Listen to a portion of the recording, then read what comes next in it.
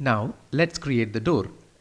But before we create the door, it is better to memorize certain details or informations related with doors. So here you can see that a door has got basically two components. One is the door frame, another one is the door shutter. And the door frame has got a width of 5 centimeter and it has got a thickness of 10 centimeter.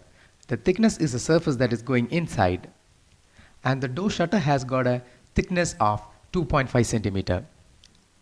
Now let's go back to our drawing by keeping in mind these measurements. Now I'll take you to wireframe representation. Now we'll create the door frame first. But before we make the door frame, we have to create the door frame as well as the shutter in respective layers, because for the frame as well as for the shutter we will be giving different materials or finishes. So I'll go to layer properties manager and I'll create two new layers. One is called 3D door frame,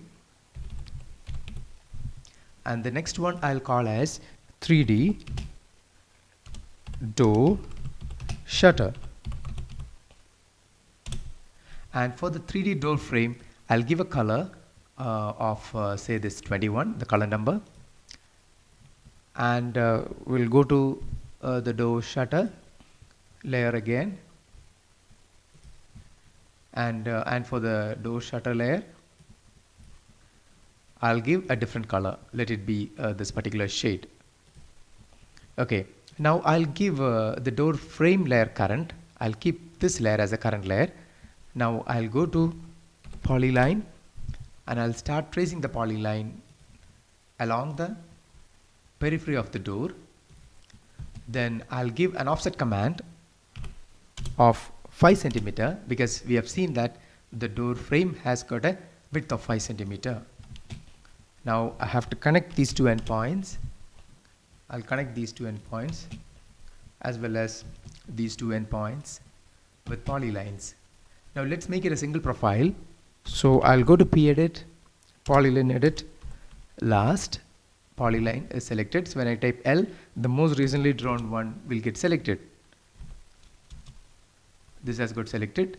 Now you can give join, and I'll select these polylines to be joined along with the existing polyline. So I have selected all these polylines. Now you have got a message that 7 segments were added to polyline. That means you have got a single polyline profile. Now you can extrude this profile in the negative z axis direction through a distance equal to the thickness of the frame. And I gave extrude command. Now when I'm asked to give the thickness, I'll give -10, because that is the thickness of the frame. So we have made the door frame. Okay, now let's create the door shutter. But for that you have to make a door shutter layer current. Then I'll just trace a profile inside the polyline. I'll start tracing the profiles from here to here, and I'll go straight up, and I'll come back to this point and I'll give close. Now I'll extrude this profile through a distance of -2.5, because that is the thickness of the shutter. So even the shutter is extruded. Now when you give shade, you can see that there is this particular door is not very realistic. That's because the plane of the shutter, the plane of the frame, and the plane of the wall is coinciding. They are all in the same plane. So you have to give a proper positioning of these objects. So what I'll do is I'll move this shutter along the frame inward in the negative z axis direction through a distance equal to the frame thickness minus shutter thickness, that is 10 minus 2.5. So I'll just move this.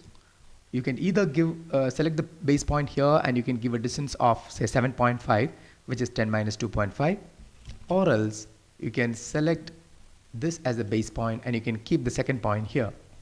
Now the shutter is moved inward along the thickness of the frame. Now you can see the change when you shade it. You can see the recess of the frame here. Now this door is actually opening in inward. It is getting opened inward. So you have to move the entire door assembly inward along the thickness of the wall. So that is the next step. So I'll give say move, and I'll select both the frame as well as the shutter.